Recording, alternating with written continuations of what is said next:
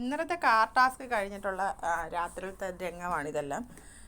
ആദിലയാണ് food ഉണ്ടാക്കുന്നത്. ആദില വന്ന് എല്ലാവർക്കും ഓംപ്ലേറ്റ് ഉണ്ടാക്കി കൊടുക്കുവാണ്. അത് കഴിക്കാൻ നിൽക്കുന്നത് അക്ബർ, ആര്യന.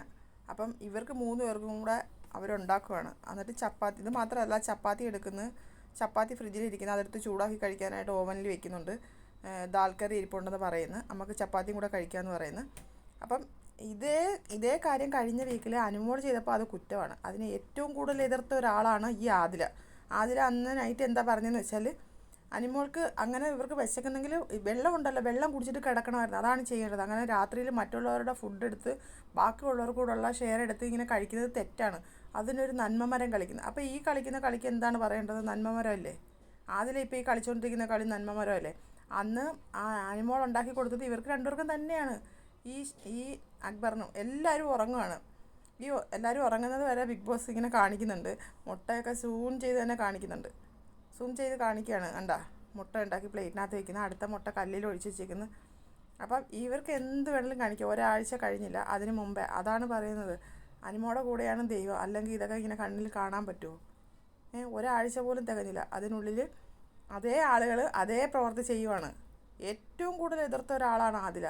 അന്ന് അത്രയും പ്രശ്നം ഉണ്ടാക്കാനുള്ള മെയിൻ കാരണം, ഷാനവാസ് അത്രയും സംസാരിക്കാനുള്ള കാരണം, ഇവരെല്ലാവരും തിരിയാനുള്ള കാരണം എല്ലാ ആദിലയും നൂറേയും മാത്രമാണ്. കൂടെ നിന്നിട്ട് അനുമോളുടെ അടുത്ത് ഇങ്ങനെ കാണിച്ചത് ഇവർ 2 പേരും തന്നെയാണ്. കറക്റ്റായിട്ട് ഇന്ന് അത് അവർ തിരിച്ച് ചെയ്യുന്നു.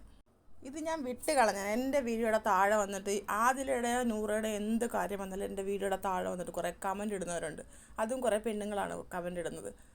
അവർ മോശമായ കമൻറ്റുകളൊക്കെ ഇടുന്നത്. അതെന്താ, നീ ഉള്ള കാര്യമല്ലേ പറയുന്നത്? ഇല്ലാത്ത കാര്യം ഒന്നും എൻ്റെ വീഡിയോയ്ക്ക് അത് പറയത്തില്ല, ആരെക്കുറിച്ച് ഞാൻ പറയത്തില്ല. അനീഷിനെ എനിക്കിഷ്ടമാണ്, പക്ഷേ അനീഷിനെ വരെ പറഞ്ഞിട്ട് ഞാൻ വീഡിയോ ഇട്ടിട്ടുണ്ട്.